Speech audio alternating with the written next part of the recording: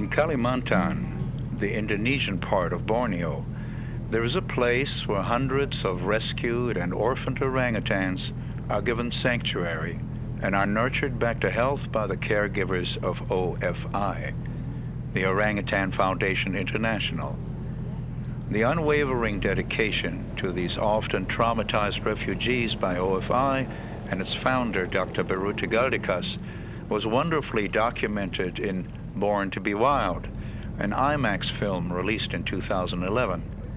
After seeing the film and also meeting Dr. Birute the same year, my wife Jutta and I decided we had to go to Borneo to visit OFI. So in early 2013, we joined a group of fellow supporters and headed up the Sekonya River deep in Borneo's rainforest to Camp Leakey, named by Dr. Birute in honor of Louis Leakey, her mentor.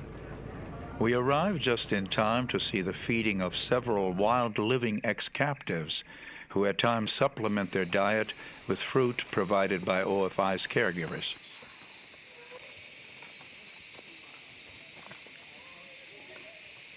When Dr. Birute started her orangutan research in 1971, almost nothing was known about these elusive primates.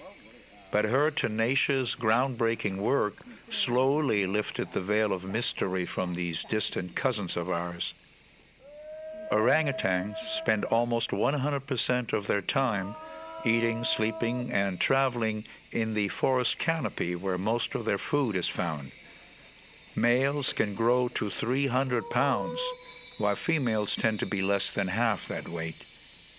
They have their first offspring when 15 or 16 years of age, and the young stay close to their mother until they reach adolescence.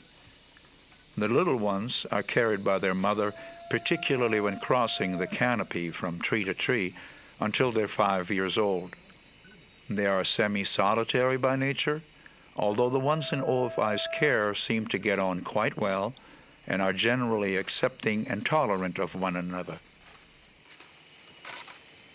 Because of the relentless, often illegal deforestation of their habitat, the orangutan population has suffered a steep decline that continues unabated, and their survival can only be assured if the remaining habitat is conserved and protected.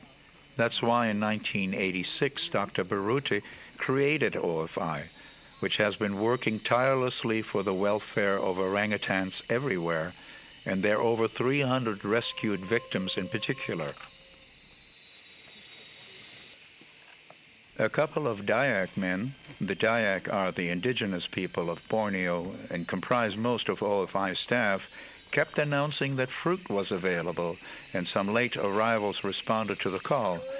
While watching these females feed, we noticed how gently they attend to their little ones.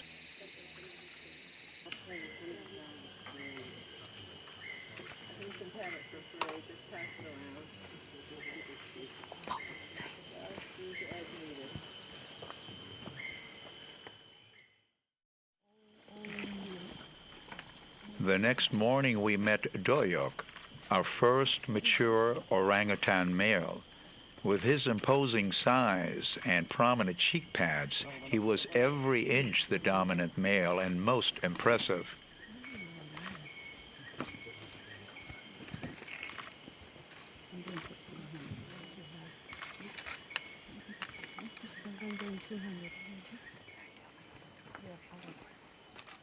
He then struck a pose as if to say, "I rule the roost around here, you know."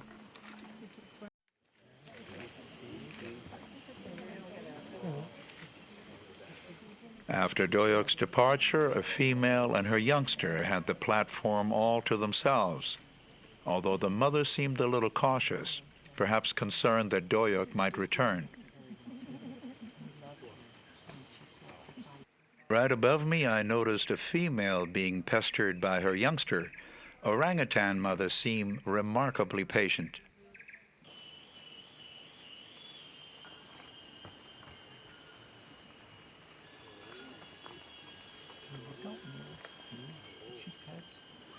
Back on the feeding platform, a new group was quietly enjoying the provided fruit. So we sat a while and watched them share some rambutan and what appeared to be milk. No cups available? Well, then hands will have to do.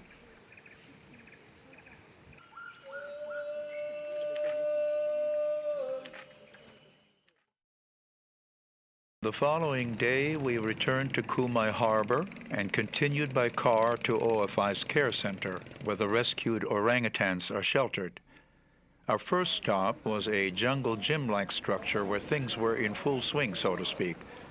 Dr. Birute, who seemed to know all the orangutans by name, was like the eye of a storm, perfectly calm in the center of hyperactivity.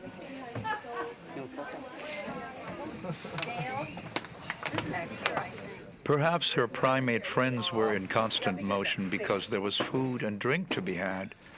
Be that as it may, I'll let these images speak for themselves for a while. Do you want to sit or sit?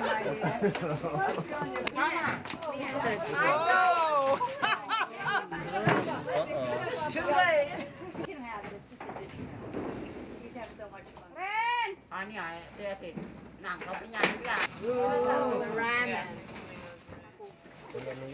The first time, you just have to say, you better have it pretty tight.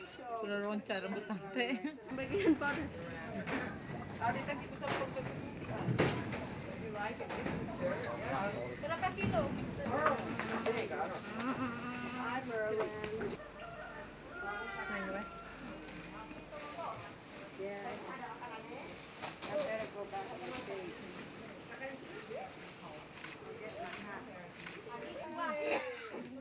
We had a great time being in the company of the youngsters and watching them practice their acrobatic survival skills. But the highlight of the afternoon was our visit to the nursery where the babies have their own little jungle gym.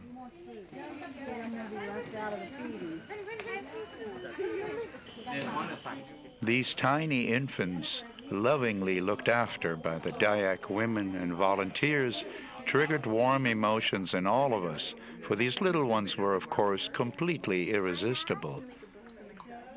But seeing them in this peaceful setting made it all too easy to forget that many of these babies had been torn from their dead mothers to be sold into the pet trade. Those thoughts only came to me when I was permitted to hold one of these fragile victims and looked into its eyes. The emotions that surged through me I'm not able to adequately describe, but anger was certainly one of them. For these eyes, which seemed to plead for help and protection, reminded me of the carnage and cruelty that's been visited upon the orangutans. If ever I should need to rekindle my commitment to these gentle creatures, I shall remember this little orphan.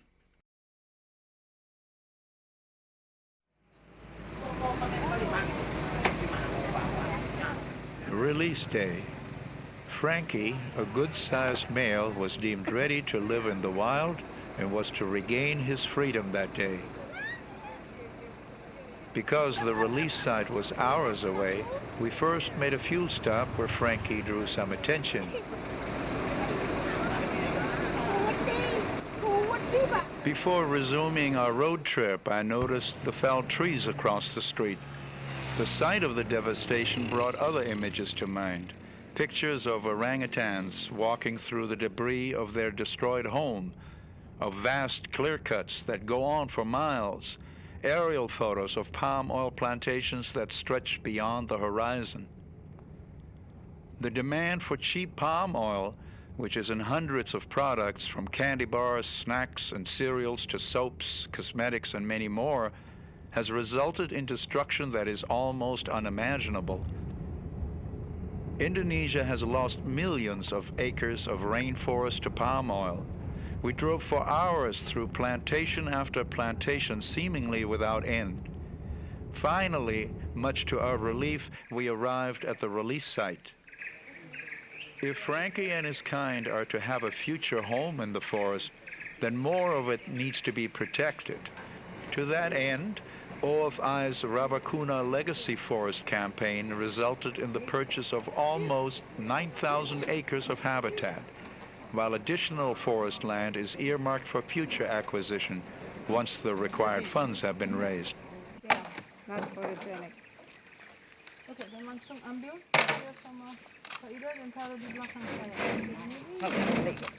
Ambil mbuy mo ko. Tendong. Lagi.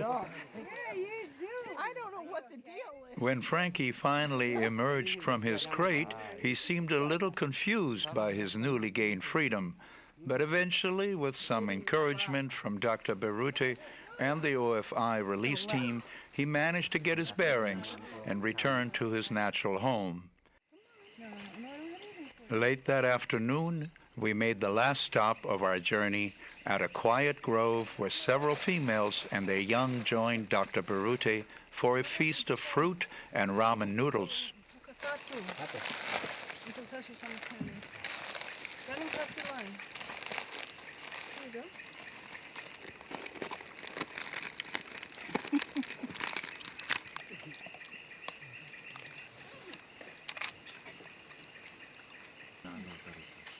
In days to come, when my thoughts return to Borneo, I will recall this peaceful setting, the woman who has done so much for so many for so long, sitting with the ones she has studied, nurtured, and protected.